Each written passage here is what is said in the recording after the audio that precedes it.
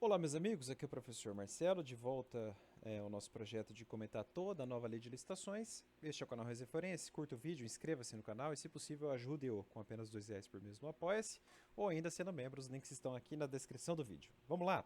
Então a gente começou, como eu disse, a tratar das contratações pela administração pública, dos contratos administrativos, na verdade, mas por enquanto a gente está falando da contratação direta, né? Ou seja, casos em que não há licitação, seja por uma dispensa, seja por uma inexigibilidade, não importa, pelo menos não por enquanto, mas enfim, a administração contrata sem licitação por algum motivo determinante.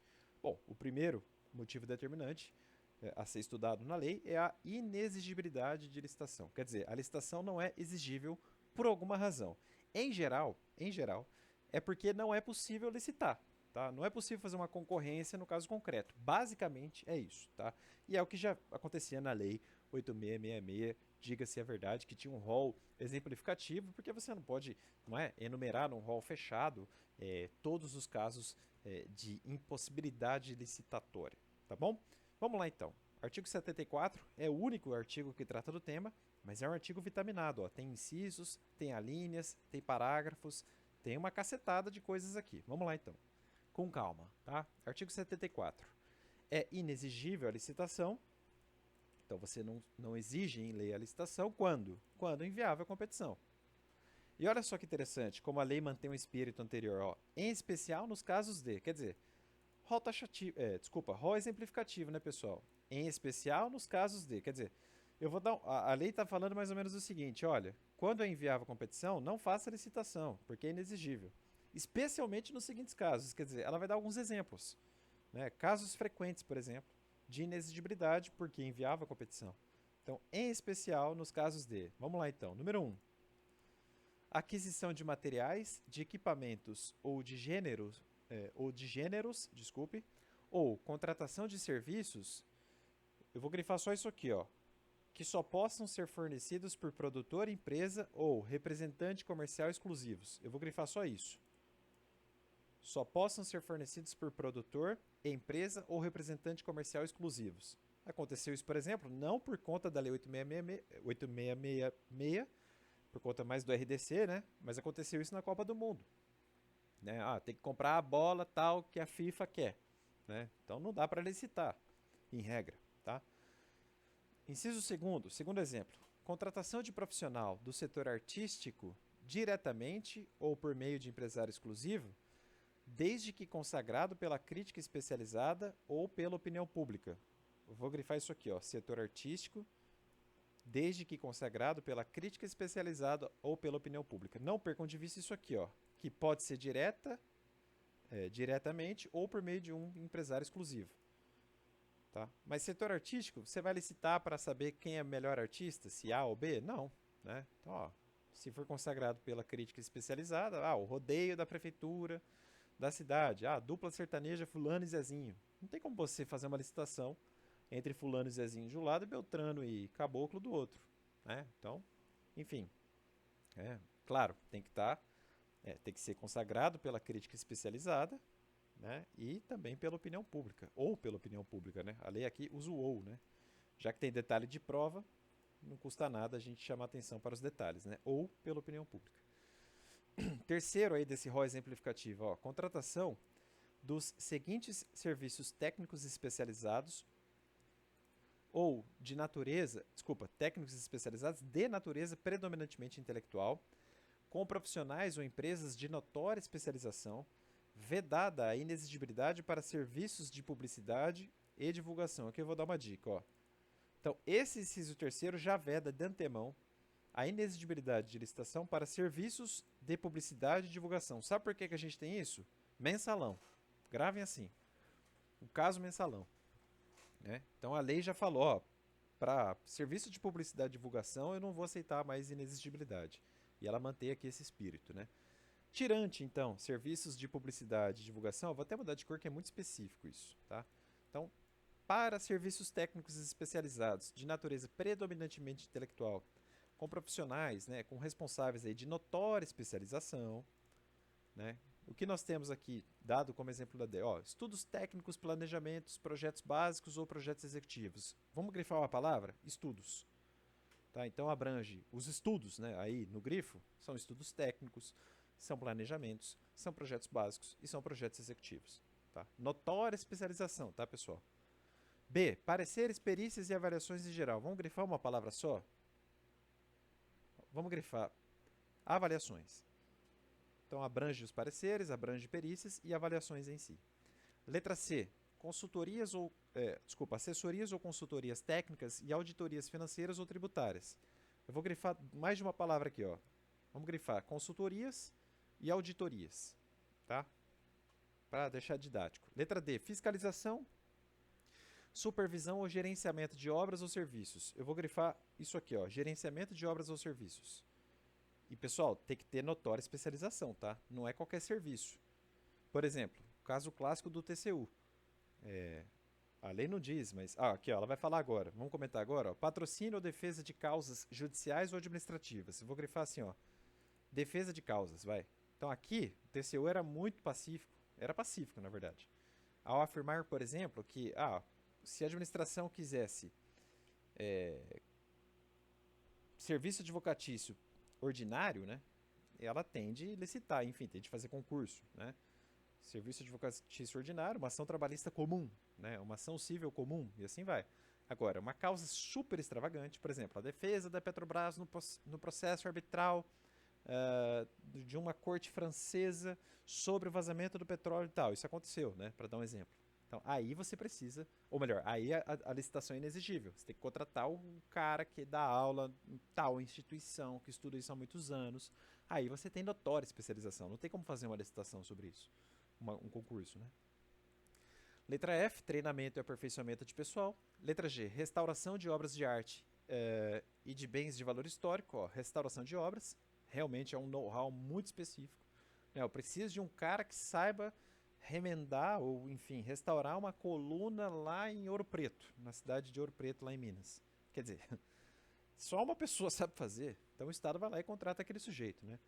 Letra H, controles de qualidade e tecnológico, análises, testes e ensaios de campo e laboratoriais, instrumentação e monitoramento de parâmetros específicos de obras e do meio ambiente e demais serviços de engenharia que se enquadrem no disposto neste inciso. Inciso 4, do rol exemplificativo, né? Veja que o inciso ficou mais rico em relação à Lei 8.666. Tem mais detalhes hoje, né? Objetos que devam ou possam ser contratados por meio de credenciamento. Inciso 5, aquisição ou locação de imóvel cujas características de instalações e de localização tornem necessária a sua escolha. A gente já falou disso, hein? Se você está acompanhando a série, você sabe que eu já falei disso. Prestem atenção. Parágrafo 1º. Para fins do disposto no inciso 1, que é aquele que fala da aquisição de materiais, de equipamentos ou de gêneros ou contratação de serviços que só possam ser fornecidos por produtor empresa, no plural, que só possam ser fornecidos por produtor, empresa ou representante comercial exclusivos. Então, para esse caso aí do inciso 1º, a administração deverá demonstrar a inviabilidade de competição mediante atestado de exclusividade, contrato de exclusividade, declaração do fabricante ou outro documento idôneo capaz de comprovar que o objeto é fornecido ou prestado por produtor, empresa ou representante comercial exclusivos, vedada a preferência por marca específica. Isso é importante. Isso é importante. Então, ó, inciso 1 do caput do artigo, vamos mudar de cor? Inciso 1 do caput, vamos botar um azul aqui, ó. Opa, um azulão, e aí aqui, ó. Então, inciso 1, aí no teu vademecum, puxa uma seta, alguma coisa ou outra, enfim, vai. E assim vai. Parágrafo 2º. Para fins do disposto no inciso 2 do caput deste artigo, ou seja, vou botar um de verde agora. Ó. Inciso 2 do caput é aquele que fala, aqui, ó, de contratação de profissional do setor artístico, lembra? Da dupla sertaneja que eu usei como exemplo? Que tenha consagração na mídia, ou melhor, na crítica especializada ou mesmo na opinião pública. Nesse caso aí, olha só o que fala a lei. Considera-se empresário exclusivo a pessoa física ou jurídica que possua contrato, declaração, carta ou outro documento que ateste a exclusividade permanente e contínua de representação, no país ou em estado específico, do profissional do setor artístico, afastada a possibilidade de contratação direta por inexigibilidade por meio de empresário com representação restrita a evento ou local específico. Então, tomem cuidado com isso. Ó. Não é possível, então... caramba. Não é possível, então, a contratação direta baseada no inciso 2º por meio de um empresário que tenha representação restrita a evento ou local específico. Restrita a evento ou local específico. Não pode. Nesse caso não pode. Porque o inciso 2 ele é bem claro. Beleza, você pode contratar por meio do empresário exclusivo. Diretamente por ele. Aliás, diretamente ou por meio do tal empresário exclusivo. Mas a lei diz, olha, eu não vou aceitar a inexigibilidade diante de um empresário com representação restrita a evento ou local específico. Aí eu não vou aceitar. Aí tem que fazer licitação. Tá? Certo? E parágrafo 3º, agora ele vai falar do inciso 3º. Então ele vai falar agora do inciso 3º.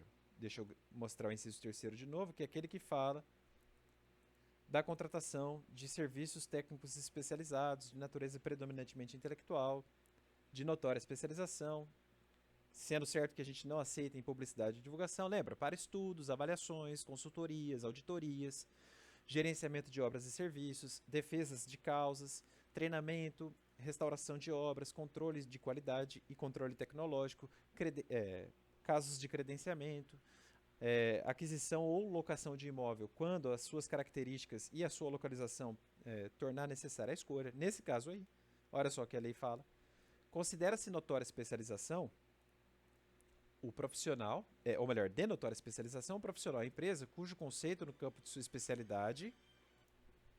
Então, para fins do disposto no inciso 3º, que a gente acabou de ler, considera-se de notória especialização o profissional, a empresa, cujo conceito no campo de sua especialidade, decorrente de desempenho anterior, estudos, experiências, publicações, organização, aparelhamento, equipe técnica ou outros requisitos relacionados com as suas atividades, permita inferir que o seu trabalho é essencial e reconhecidamente adequado à plena satisfação do objeto do contrato.